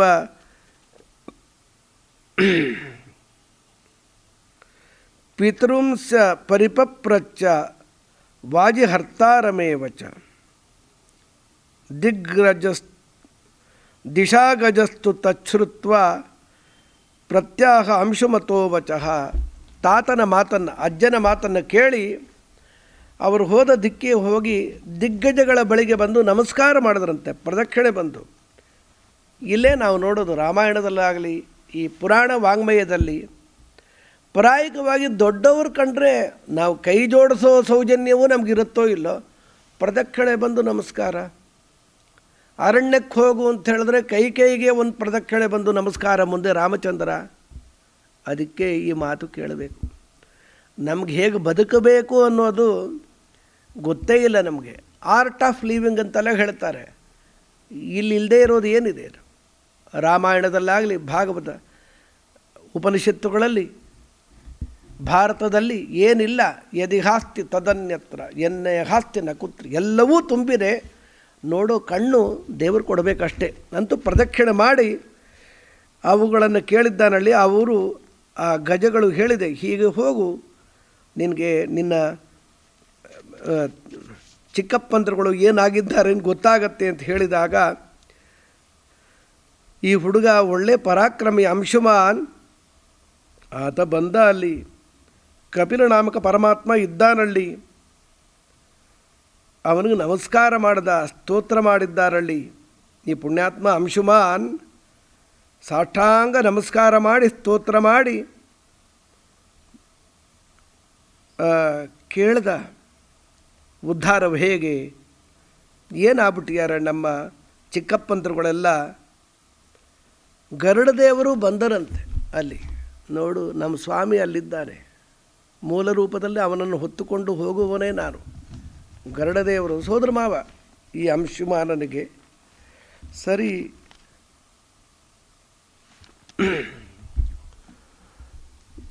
ಸ್ವಾಮಿ ಇವರ ಉದ್ಧಾರ ಹೇಗೆ, ನನ್ನ ಕರ್ತವ್ಯವೇನು ಅಂತ ಕೇಳ್ತಾನಳ್ಳಿ. ಏನು ಇಲ್ಲ, ಇದಕ್ಕೆ ಒಂದೇ ಉದ್ಧಾರ, ಯಾವುದೋ ನೀರಿಂದ ತರ್ಪಣ ಕೊಡ್ತೀನಿ ಅಂದರೆ ಆಗೋದಿಲ್ಲ. ಇವರು ಉದ್ಧಾರ ಆಗಬೇಕಾ, ಸ್ವರ್ಗಂಗೆಯೇ ಬರಬೇಕು. ಸ್ವರ್ಗದಲ್ಲಿರುವ ಗಂಗಾ ನದಿ ಧರೆಗೆ ಇಳಿದು ಬಂದರೆ ಮಾತ್ರ ಉದ್ಧಾರ ಅಂತ ತಿಳಿಸಿದಾಗ ಅಂಶುಮಾನ್ ಬಂದಿದ್ದಾನೆ. ಕುದುರೆ ಸಮೇತವಾಗಿ ಕಪಿಲನಾಮಕ ಪರಮಾತ್ಮನ ಅನುಗ್ರಹವನ್ನು ಪಡೆದು ಕೇಳಿಕೊಂಡ, ತಾತ ಹೀಗಾಗಿದೆ ಅಂತ. ಆಗ ಅವನೇನು ಮಾಡ್ತಾನೆ ಪಾಪ, ಎಷ್ಟೋ ದಿನ ಬಿದ್ದು ತನ್ನ ಈ ಮೊಮ್ಮಗನಿಗೆ ರಾಜ್ಯವನ್ನು ಕೊಟ್ಟು ದೇಹವನ್ನು ತ್ಯಾಗ ಮಾಡಿಬಿಟ್ಟಿದ್ದಾನಲ್ಲಿ. ಈ ಅಂಶುಮಾನ್ ಮಹಾನುಭಾವನಿಗೆ ದಿಲೀಪ ಅಂತ ಒಬ್ಬ ಮಗ. ಈ ಸೂರ್ಯವಂಶದಲ್ಲಿ ಇಬ್ಬರು ದಿಲೀಪರಿದ್ದಾರೆ. ಇವನೊಬ್ಬ ದಿಲೀಪ, ನಂತರದಲ್ಲಿ ಮತ್ತೊಬ್ಬ ದಿಲೀಪ ಬರ್ತಾನೆ. ಎರಡನೇ ದಿಲೀಪನಿಗೆ ಖಟ್ವಾಂಗ ಅಂತ ಕೂಡ ಒಂದು ಹೆಸರಿದೆ. ಪುರಾಣಾರ್ಥ ಚೂಡಾಮಣಿಯಲ್ಲಿ ಖಟ್ವಾಂಗನಿಗೆ ದಿಲೀಪ ಅಂತ ಕರೆದಿದ್ದಾರೆ ಅಂತ ನಡಿ. ಈ ಇವನ ಅಂಶುಮಾನ ಏನು ಪ್ರಯತ್ನ ಪಡ್ತಾನೆ, ಅಡ್ರೆಸ್ ಹಿಡ್ಕೊಂಬಂದ ಅಷ್ಟೇ. ದಿಲೀಪ ಮಹಾರಾಜ ಇವನ ಮಗ 32,000 ವರ್ಷ ತಪಸ್ಸು ಮಾಡಿದನಂತೆ. ಶ್ರುತ್ವಾ ಪೈತಾಮಹಂ ವನಂ ದುಃಖೋಪಹತಯ ಬುದ್ಧಿಯ, ಬಹಳ ದುಃಖವಾಗಿ ಬಿಟ್ಟಿದೆ, ಗಂಗಾವತರಣ ಆಗ್ತಾ ಇಲ್ಲಲ್ಲ, ನನ್ನ ಕೈಯಿಂದ ಆಗಲಿಲ್ಲವೇ, ಪಿತೃಗಳ ಉದ್ಧಾರ ಆಗಲಿಲ್ಲವೇ, ಏನು ಮಾಡಬೇಕು. ಅವನ ಮಗನೇ ಭಗೀರಥ ಅಂತ ಕರೆದಿದ್ದಾರಲ್ಲಿ. ಮಗು ನೀನೇನಾದರೂ ಪ್ರಯತ್ನ ಪಡು ಅಂತ ಅವನಿಗೆ ಆದೇಶ ಕೊಟ್ಟು ಅವನು ತನ್ನ ದೇಹಾಂತ್ಯವನ್ನು ಕಂಡಿದ್ದಾರಲ್ಲಿ. ಈ ಪುಣ್ಯಾತ್ಮ ಹಾಗೇ ಆಗಲಿ ಅಂಥೇಳಿ ಭಗೀರಥಂ ಪುತ್ರಂ ಅಭಿಷಿಚ್ಯ, ಅವನು ಸ್ವರ್ಗಕ್ಕೆ ಹೋದ. ಇವನ ತಂದೆ ಇವನಿಗೆ ರಾಜಋಷಿ ಅಂತಾನೇ ಕರೆದಿದ್ದಾರಲ್ಲಿ. ಧಾರ್ಮಿಕ ರಘುನಂದನ ಅನಪತ್ಯೋ ಮಹಾತೇಜಾಹ, ಅವನಿಗೆ ಮಕ್ಕಳಿಲ್ಲ, ಹೆಂಡತಿ ಒಟ್ಟಿಗಿದ್ದು ಇರಬಹುದಾಗಿತ್ತು ಮಕ್ಕಳಾಗೋ ತನಕ ಅಂತ. ಅವನಿಗೆ ಅದು ಉದ್ದೇಶವೇ ಇಲ್ಲ. ಇವರುಗಳು ನಮ್ಮ ಪಿತೃಗಳ ಉದ್ಧಾರ ಆಗಬೇಕು, ಅದೊಂದೇ ಉದ್ದೇಶ ಅವನಿಗೆ. ಮಂತ್ರಿಗಳಿಗೆ ರಾಜ್ಯವನ್ನು ಕೊಟ್ಬಿಟ್ಟ. ಮಂತ್ರಿಶ್ವಾಧಾಯ ತದ್ರಾಜ್ಯಂ ಗಂಗಾವತರಣೇ ರತಃ, ಗಂಗೆಯನ್ನು ತರಿಸಬೇಕು. ಎಲ್ಲಿಂದ ಅದು ಸಾಮಾನ್ಯ ಪ್ರಯತ್ನವಾದು. ಅಂತೂ ತಪಸ್ಸೇ ಇದಕ್ಕೆ ಒಂದೇ ಗುರಿ ಅಂತ ವಿಚಾರ ಮಾಡಿ ಈ ಪುಣ್ಯಾತ್ಮ ಅನಪತ್ಯನೇ ಆದರೂ ಕೂಡ ಊರ್ಧ್ವಬಾಹು ಪಂಚತಪಾಹ, ಎರಡೂ ಕೈಗಳನ್ನು ಮೇಲೆತ್ತಿಬಿಟ್ಟಿದ್ದಾರಲ್ಲಿ. ಪಂಚತಪಾಹ ಅಂದರೆ 4 ಕಡೆ ಬೆಂಕಿ, ಮೇಲೆ ಸೂರ್ಯನ ಪ್ರಖರವಾದ ಕಿರಣಗಳಿಂದ ಒಂದು ತಲೆ ಸುಟ್ಟು ಹೋಗಿಬಿಡಬೇಕು ಅಂಥ ಘೋರವಾದ ತಪಸ್ಸು ಮಾಡ್ತಾ ವರ್ಷಸಹಸ್ರಾಣಿ ಘೋರಂ ತಪಸಿ ತಿಷ್ಠತಃ ತಸ್ಯ ವರ್ಷಸಹಸ್ರಾಣಿ, ಎಷ್ಟೋ ಸಾವಿರ ವರ್ಷಗಳು. ಅತೀತಾನಿ ಮಹಾಬಾಹೋ ತಸ್ಯ ರಾಜ್ಞೋ ಮಹಾತ್ಮನಃ ಸುಪ್ರೀತೋ ಭಗವಾನ್ ಬ್ರಹ್ಮ. ಚತುರ್ಮುಖ ಬ್ರಹ್ಮದೇವರು ಪ್ರಕಟರಾಗಿದ್ದಾರಲ್ಲಿ. ಸಾಕೋ ಮಹಾರಾಜ, ಇಂಥ ಘೋರ ತಪಸ್ಸ ಏನು ಬೇಕು? ಪಿತೃಗಳ ಉದ್ಧಾರ ಬೇಕು, ಗಂಗೆ ಬೇಕು. ಆಯಿತು, ಗಂಗೆ ಬರ್ತಾಳೆ. ಮತ್ತಿನ್ನೊಂದು, ಗಂಗೆ ಬರಬೇಕು, ನನಗೆ ಮಕ್ಕಳಿಲ್ಲ, ನಿಮ್ಮ ಅನುಗ್ರಹದಿಂದ ಒಂದು ಯೋಗ್ಯನಾದ ಮಗನೂ ಪುತ್ರೋತ್ಸವವೂ ಆಗಬೇಕು, ಹಾಗೆ ಆಗಲಿ ಅಂತ ವರ ಕೊಟ್ಟಿದ್ದಾರಲ್ಲಿ. ಆದರೆ ಒಂದು, ಈ ಗಂಗೆ ಅವಳು ಬೀಳುವ ರಭಸಕ್ಕೆ ಯಾರೂ ಅದನ್ನು ಧಾರಣೆ ಮಾಡಲಿಕ್ಕಾಗೋದಿಲ್ಲ. ಮಹಾರುದ್ರ ಸಮರ್ಥ. ಶಿವ ಅನುಗ್ರಹ ಮಾಡಿ ಗಂಗೆಯನ್ನು ತನ್ನ ಜಟಾಜೂಟದಲ್ಲಿ ಧರಿಸಿ ಆಮೇಲೆ ಬಿಡಬೇಕು. ಹಾಗಾದರೆ ಮಾತ್ರ ಸಾಧ್ಯವಾಗತ್ತೆ. ಈ ಮೇದಿನಿ ಈ ಭೂಮಿ ಮೇಲೆ ಬಿದ್ದರೆ ಅದು ಕೊರ್ಕೊಂಡು ಪಾತಾಳಕ್ಕೆ ಹೊಟ್ಟೋಗುತ್ತೆ, ಪಿತೃಗಳ ಉದ್ಧಾರ ಎಲ್ಲಿಂದ ಅಂತ ಸೂಚನೆ ಮಾಡಿದ್ದಾರಲ್ಲಿ. ಎಂ ಹೈಮವತಿ ಗಂಗಾ ಜ್ಯೇಷ್ಠ ಹಿಮವತಸ್ಸುತ ತಾಂಬೈ ಧಾರಯಿತು ಶಕ್ತೋ ಹರಸ್ತಸ್ತ್ರ ನಿಯುಜ್ಯತಾಂ ಗಂಗಾಯಾಹ ಪತನಂ ರಾಜನ್ ಪೃಥಿವೀ ನ ಸಹಿಷ್ಯತಿ. ಗಂಗೆ ಬಿದ್ದಾಗ ಈ ಭೂಮಿ ಸಹನೆ ಮಾಡುವ ಸಾಮರ್ಥ್ಯ ಇಲ್ಲ. ತಾಂಬೈ ಧಾರಯಿತು ವೀರ ನಾಣ್ಯಂ ಪಶ್ಯಾಮಿ ಶೂಲಿನಃ. ಶೂಲಿ ಮಹಾರುದ್ರ ಮಾತ್ರ ತಡೆಯಬೇಕು ಆ ವೇಗವನ್ನು ಅಂತ ಹೇಳಿ ಅಂತರ್ಧಾನರಾಗಿಬಿಟ್ಟಿದ್ದಾರಲ್ಲಿ. ಇವರು ಹೋದ ಮೇಲೆ ಇವನು ನೋಡಿ ಸಾವಿರಾರು ವರ್ಷ ಅಲ್ಲೂ ತಪಸ್ಸು ಮಾಡಿದ್ದು ಸಾಲದು ಎಂಬುದಾಗಿ ಸಂವತ್ಸರಮುಪಾಸತ, ತನ್ನ ಎರಡೂ ಕಾಲಿನ ಹೆಬ್ಬೆಟ್ಟಿನ ಮೇಲೆ 1 ವರ್ಷ ತಪಸ್ಸು ಮಾಡಿದ್ರಂತೆ. 1 ನಿಮಿಷ ಇರಲಿಕ್ಕಾಗಲ್ಲ ನಮಗೆ, 10 ನಿಮಿಷ ಇರಲಿಕ್ಕಾಗತ್ತೋ ಇಲ್ಲೋ. 1 ವರ್ಷ ಏಕಪ್ರಕಾರವಾಗಿ ಅಂಗುಷ್ಠದ ಮೇಲೆ ನಿಂತು ತಪಸ್ಸು ಮಾಡಿಬಿಟ್ಟಿದ್ದಾರೆ ಉಮಾಪತಿಯನ್ನು ಸಂತೋಷಪಡಿಸುತ್ತಾ.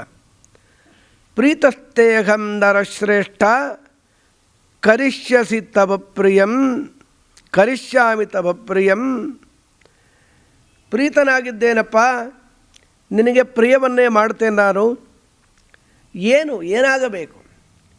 ಗಂಗೆ ಧರೆಗೆ ಇಳಿದು ಬರಲಿದ್ದಾಳೆ, ಅದರ ವೇಗವನ್ನು ತಾವೇ ಧಾರಣೆ ಮಾಡಬೇಕು ಅಂದಾಗ ಹಾಗೆ ಆಗಲಿ ಅಂತ ಮಹಾರುದ್ರ ದೇವರು ತಥೋ ಹೈಮವತಿ ಜ್ಯೇಷ್ಠ ಸರ್ವಲೋಕ ನಮಸ್ಕೃತ ತದಾಸ ಸುಮಹದ್ರೂಪಂ ಕೃತ್ವಾ ವೇಗಂ ಚ ದುಸ್ಸಹಂ. ಪ್ರಚಂಡ ವೇಗದಿಂದ ಧುಮುಕಿದ್ದಾಳಂತಳಿ. ಆಕಾಶಾತ್ ಅಪತದ್ ಗಂಗಾ. ಒಪ್ಪಿದ್ದಾರೆ, ಅವರ ಅಜ್ಜನ ಪಾದವನ್ನು ತೊಳೆದ ನೀರು ಅಂತ ಯಚ್ಛೌಚ ನಿಸೃತ ಸರಿತ್ ಪ್ರಬರೋಧಕೇನ ತೀರ್ಥೇನ ಮೂರ್ಧನಿ ಅಧಿಧೃತೇನ ಶಿವಶಿವೋ ಭೂತ್. ಗಂಗಾಧರ ಅಂತ ಬಿರುದು ಮಹಾನುಭಾವರಿಗೆ, ಸಂತೋಷ ಅವರಿಗೆ. ಅಪ್ಪ ತೊಳೆದಿದ್ದು ತಾತನ ಪಾದ ಶೌಚ, ಲೋಕಪಾವನಿ ಧಾರಣೆ ಮಾಡಲಿಕ್ಕೇನು ಅಡ್ಡಿ ಎಂಬುದಾಗಿ ಅವರು ಬಿದ್ದ ವೇಗಕ್ಕೆ ಜಟೆಯಲ್ಲಿ ಅಷ್ಟನ್ನು ಗಂಟಾಕೊಂಬಿಟ್ರಂತೆ. ಯಾವ ಆಶ್ಚರ್ಯ ಇದರಲ್ಲಿ! ಅಗಸ್ತ್ಯರು ಸಮಗ್ರ ಸಮುದ್ರವನ್ನೇ ತನ್ನ ಬೊಗಸೆಯಲ್ಲಿ ಪಾನ ಮಾಡಿಬಿಟ್ಟು ಅಂತ ಕೇಳ್ತೇವೆ ನಾವು. ಅಗಸ್ತ್ಯರ ಕೈಯಲ್ಲೇ ಇದಾಯಿತು. ಇಡೀ ಸಮುದ್ರವನ್ನು, ಸಾವಿರಾರು ನದಿಗಳಿಗೆ ಆಶ್ರಯವಾದ ಸಮುದ್ರವನ್ನೇ ಅಗಸ್ತ್ಯರು ಕುಡಿದ್ರು ಅಂತ ಹೇಳಿದ್ರೆ, ಜಟಾಜೂಟದಲ್ಲಿ ಮಹಾರುದ್ರ ದೇವರು ಅದನ್ನು ಗಂಟಾಕಿಕೊಂಡು ಬಿಟ್ರು ಅಂದರೆ ಅದರಲ್ಲಿ ಯಾವ ಆಶ್ಚರ್ಯವೂ ಇಲ್ಲ. ಮತ್ತೆ ಮಹಾರುದ್ರ ದೇವರನ್ನು ಪ್ರಾರ್ಥನೆ ಮಾಡಿದಾಗ ಆ ಗಂಗೆ ಧರೆಗೆ ಇಳಿದು ಬಂದಿದ್ದಾಳಲ್ಲಿ.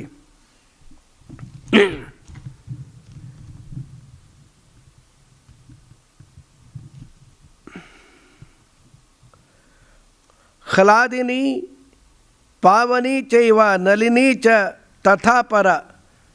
ಈ 3 ಕವಲುಗಳಾಗಿ ಹ್ಲಾದಿನಿ, ಪಾವನಿ ಮತ್ತು ನಲಿನಿ ಎಂಬುದಾಗಿ ಪೂರ್ವ ದಿಕ್ಕಿನಲ್ಲಿ ಬಂದಿದೆ. ಮೂರು ರೂಪದಿಂದ. ತಿಸ್ರ ಪ್ರಾಚೀಂ ದಿಶಂ ಜಗ್ಮುಹು ತರಂಗಾಹ ಶಿವಜಲಾಹ ಶುಭಾಹ. ಶುಚಕ್ಷು ಶೀತ ಸಿಂಧು ಎಂಬುದಾಗಿ ಈ ಮೂರು ಪಶ್ಚಿಮ ದಿಕ್ಕಿಗೆ ಬಂದಿದೆಯಂತೆ. ಇನ್ನು ಒಂದೇ ಒಂದು ಕವಲು ಅಲಕನಂದ ವಿಶ್ರುತ ಲೋಕಪಾವನಿ ಸಪ್ತಮಿ ಚ, ಇದು ಏಳನೇದು ಒಂದು ಮಾತ್ರ ಕವಲು ದಕ್ಷಿಣ ದಿಕ್ಕಿನಲ್ಲಿ ಬಂದು ಬಿದ್ದಿದೆ. ಇದರ ಹೆಸರು ಹೇಳಿದರೆ ಸಾಕಂತೆ. ತತ್ರ ಭಗವತಃ ಸಾಕ್ಷಾತ್ ಯಜ್ಞಲಿಂಗಸ್ಯ ವಿಷ್ಣೋರ್ವಿಕ್ರಮತೋ ವಾಮಪಾದಾಂಗುಷ್ಠ ನಖ ನಿರ್ಭಿನ್ನ ಊರ್ಧ್ವಾಂಡ ಕಟಾಹ ವಿವರೇಣ ಅಂತಃಪ್ರವಿಷ್ಠಾಯ ವಾಕ್ಯಜಲಧಾರ ತಚ್ಚರಣ ಪಂಕಜಾವನೇ ಜನ ಅರುಣ ಕಿಂಜಲ್ ಕೋಪರಂಜಿತ ಅಖಿಲ ಜಗದಗ ಮಲಾಪಹೋಪಸ್ಪರ್ಶನಾಮಲ ಸಾಕ್ಷಾತ್ ಭಗವತ್ಪದೀತ್ಯನುಪಲಕ್ಷಿತವಚೋ ಅಭಿಧೀಯಮಾನ ಅತಿ ಮಹತಾ ಕಾಲೇನ ಯುಗಸಹಸ್ರೋಪಲಕ್ಷಣೇನ ದಿವೋ ಮೂರ್ಧನ್ಯವತಾರ ಯತ್ತದ್ವಿಷ್ಣು ಪರಮಾಹುಹು ಎಂಬುದಾಗಿ ಈ ಗಂಗೆ ಬಗ್ಗೆ ಇವಳ ಹೆಸರು ಹೇಳಿದ್ರೆ ಸಾಕು. ಬೇರೆ ನದಿಗಳನ್ನು ಸ್ಮರಣೆ ಮಾಡಿದ್ರೆ ಪುಣ್ಯ ಉಂಟು, ಆದರೂ ಅಲ್ಲಿ ಹೋಗಿ ಸ್ನಾನ ಮಾಡಿದ್ರೆ ಹೆಚ್ಚು ಪುಣ್ಯ. ಈ ಗಂಗೆ ಹಾಗಲ್ಲ, ದೂರದಲ್ಲಿ ಸಾವಿರಾರು ಯೋಜನ ದೂರದಲ್ಲಿದ್ದು ಗಂಗಾಗಂಗೇತಿ ಯೋಬ್ರುಯಾತ್ ಯೋಜನಾನಾಂ ಶತೈರಪಿ ಮುಚ್ಚತೆ ಸರ್ವ ಪಾಪೇಭ್ಯ ವಿಷ್ಣುಲೋಕಂ ಸಗಚ್ಚತಿ. ಬೆಳಗ್ಗೆ ಎದ್ದು ಗಂಗಾ ಸ್ಮರಣೆ ಮಾಡದೆ ಯಾವ ಶಿಷ್ಟನೂ ಸ್ನಾನ ಮಾಡೋದಿಲ್ಲ. ಕೆಲವ್ರಿಗೆ ಗೊತ್ತಿರೋದಿಲ್ಲ ಪಾಪ, ಗಂಗಾ ಸ್ಮರಣೆಯಿಂದ ಗಂಗಾ ಸ್ನಾನ ಫಲ ಪ್ರಾಪ್ತವಾಗತ್ತೆ, ಅನಿಷ್ಟಗಳು ಪಾಪಗಳು ದೂರವಾಗುತ್ತೆ ಅಂತ ಗೊತ್ತಿರೋದಿಲ್ಲ ಅಂದ್ಕೊಂಡು ಸ್ನಾನದ ಪಾತ್ರೆಗೆ ಗಂಗಾಳ ಅಂತಲೇ ಹೆಸರಿಟ್ಟಿದ್ದು ನಮ್ಮ ಪ್ರಾಚೀನರು. ಈ ಗಂಗಾಳ ಅಂದರೆ ಯಾರಿಗೂ ಗೊತ್ತಾಗೋದೇ ಇಲ್ಲ. ಪ್ರಾಚೀನರ ಒಂದು ಅನುಸಂಧಾನ ಆಗಿತ್ತು. ಹುಳಿ ಬಡಿಸೋ ಪಾತ್ರೆಗೆ ಗೋಕರ್ಣ ಅಂತ ಹೆಸರಿಟ್ಟಿದ್ರು. ಹೀಗಲ್ಲ, ಗೋವಿನ ಸ್ಮರಣೆ, ಗೋವಿನ ಹೆಸರು ಕೇಳಿದ್ರೆ ಪಾಪ ಪರಿಹಾರ ಆಗತ್ತೆ, ಗೋವಿನ ಹೆಸರು ಕೇಳಿದ್ರೆ, ಗಂಗೆ ಹೆಸರು ಕೇಳಿದ್ರೆ, ಹೀಗೆಲ್ಲ ಎಂಥ ಒಂದು ಅದ್ಭುತವಾದ ಒಂದು ಸಂಪ್ರದಾಯ ನೋಡಿ ನಮ್ಮಲ್ಲಿ. ಸುಮ್ಮನೆ ಏನೋ ಮೌಢ್ಯವಲ್ಲ, ಇರೋ ಪ್ರಾಮಾಣಿಕವಾದದ್ದು. ಈ ರೀತಿಯಲ್ಲಿ ಗಂಗಾ ತ್ರಿಪಥಗಾಮಿನಿ ಎಂದರಲ್ಲ, ಮೂರು ಕವಲಾಗಿ ಪೂರ್ವ ಪಶ್ಚಿಮ ದಿಕ್ಕದಲ್ಲಿ ಬಂದರೆ ದಕ್ಷಿಣ ದಿಕ್ಕಿನ ಅಲಕನಂದ ಮಾತ್ರ ಬಂದಿದ್ದಾಳೆ. ತ್ರಿಪಥಗ ಅಂತ ಗಂಗೆಯನ್ನು ಕರೀಲಿಕ್ಕೆ ಇದು ಕಾರಣ. ಪ್ರಾರಂಭದಲ್ಲಿ ಅಲ್ಲಿ ಪ್ರಶ್ನೆ ಮಾಡಿದ್ದಕ್ಕೆ ಅದರ ಉತ್ತರವನ್ನು ಇಲ್ಲಿ ತಿಳಿಸಿದ್ದಾರಲ್ಲಿ. ಭಗೀರಥೋಪಿ ರಾಜರ್ಷಿ ದಿವ್ಯಂ ಚಂದನಮಾಸ್ಥಿತಃ, ದಿವ್ಯವಾದ ರಥದಲ್ಲಿ ಆತ ಕೂತಿದ್ದಾನಲ್ಲಿ. ಅವನ ಮುಂದೆ ಹೋಗ್ತಾ ಇದ್ದಾಗೆ ಈ ಗಂಗೆ ಹರಿದು ಬರ್ತಾ ಇದ್ದಾಳಲ್ಲಿ. ಮತ್ತೊಬ್ಬ ರಾಜ ಅಲ್ಲಿ ತಪಸ್ಸು ಮಾಡ್ತಾ ಯಜ್ಞ ಮಾಡ್ತಾ ಕೂತಿದ್ದ. ಜನ್ಹು ಅಂತ ರಾಜಋಷಿ, ಆ ಪುಣ್ಯಾತ್ಮ. ಅವನ ಯಜ್ಞಮಾಟವನ್ನೆಲ್ಲ ಹರಿದುಕೊಂಡು ಬಂದುಬಿಟ್ಟಿದ್ದಾಳೆ ಇವಳು. ನೋಡ್ದ, ನನ್ನ ಯಜ್ಞಮಾಟವನ್ನು ಹೀಗೆ ಮಾಡ್ತಾ ನೀನು ಅಂಥೇಳಿ ಅವನು ಗಂಗೆನೆಲ್ಲ ಕುಡಿದು ಕೂತ್ಕೊಂಡ್ಬಿಟ್ಟ. ಇದೆಲ್ಲ ಸುಳ್ಳು ಕಥೆಗಳು ಅನಿಸುತ್ತೆ. ಮತ್ತೆ ಭಗೀರಥ ಪ್ರಾರ್ಥನೆ ಮಾಡಿದಾಗ ಬಲಗಿವಿಯಿಂದ ಬಿಟ್ಟನಂತೆ. ಆ ಪುಣ್ಯಾತ್ಮ ರಾಜರ್ಷಿ ಜನ್ಹು ಬಲಗಿವಿಯಿಂದ ಗಂಗೆಯನ್ನು ಬಿಟ್ಟಿದ್ದಕ್ಕೆ ಜಾಹ್ನವಿ ಅಂತ ಹೆಸರು. ಜನ್ನು ಮಹರ್ಷಿಯ ರಾಜರ್ಷಿಯ ಮಗಳು ಅಂತ ಅನುಸಂಧಾನದಲ್ಲಿ ಅನೇಕ ಹೆಸರು. ಭಗವತ್ಪದಿಯಿಂದ ಮೂಲ ರೂಪದಲ್ಲಿ ಹೆಸರಾದರೆ ಅನುಪಲಕ್ಷಿತ ವಜೋ ಕಡೆ ನೀರು ಅಂತ ಹೆಸರಿತ್ತಂತೆ.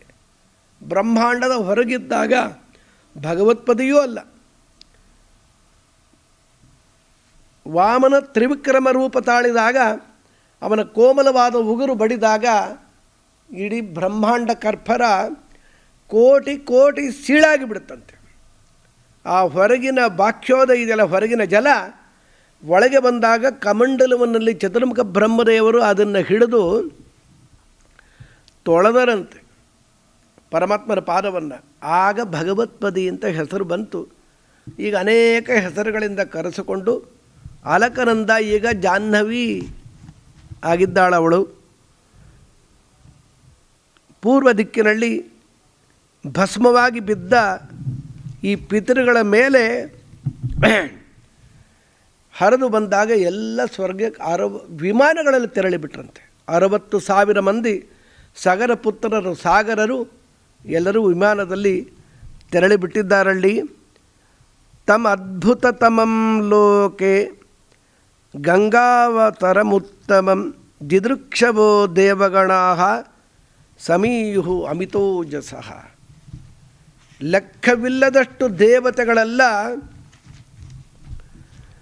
ವಿಮಾನಗಳಲ್ಲಿ ಬಂದುಬಿಟ್ಟಿದ್ದಾರಂತಲ್ಲಿ.